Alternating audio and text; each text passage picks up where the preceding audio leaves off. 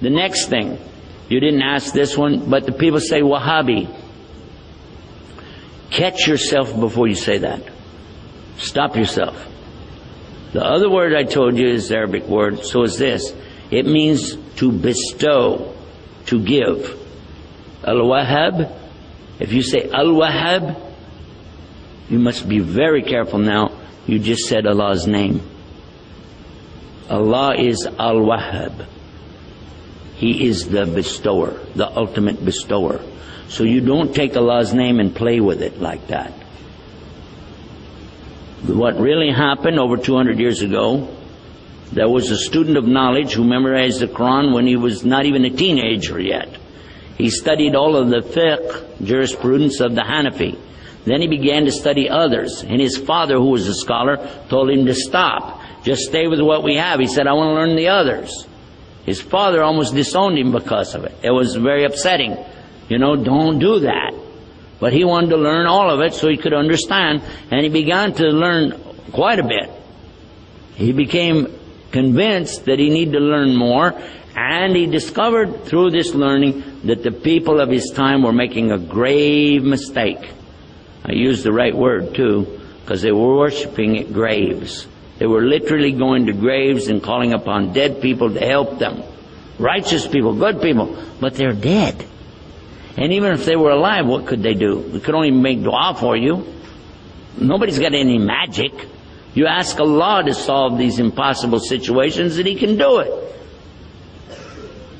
And that's what He was telling the people. And some of those who were making money or getting good position in the community out of these grave worshiping deals took exception to His group because they came in and kicked over all of these monuments on these graves. And of course they had no evidence to support what they did, so instead of dealing with the rationale of, why don't you look at what you're doing is wrong, instead they labeled His followers as Wahabi. Why? Because they couldn't call him by his real name. His name was Muhammad, and they would have had to say they're Mohammedans. And no Muslim would do that anyway. So they call him Wahabi because his father was Abdul Wahhab. So he was Muhammad ibn Abdul Wahhab, and he wrote a book called Kitab al-Iman. The book, if you read it and take the cover off and you don't know who wrote it, you'll say, this is a great book. It's very good about the belief in Allah is one and the teachings that come with it. It's kind of like a workbook. It just has a few verses or something and then tells you to go look up the rest of it. And it was given to some scholars who were attacking and saying, these Wahhabi people, so and so on. So what do you think about Kitab al-Iman? It says, it's a bad book, don't read it. It's okay. So they gave him the book without the cover on it. Didn't tell him. This is a scholar. I'm not going to tell you who. Big scholar. Current. He read it and he loved it. He said, this is the aqidah of a real Muslim. The belief system of a real Muslim. And when they said, well, here's the cover for the book. And he went, huh? And he said, astaghfirullah, I made a mistake. Big mistake. All of us need to understand that whenever somebody doesn't want to admit their mistake, it's a lot easier to point and say, he's a Wahhabi.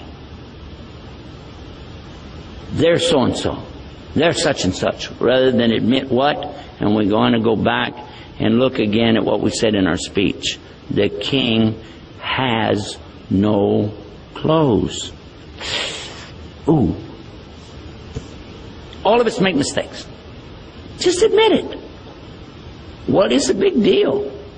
Only Allah is free of mistakes.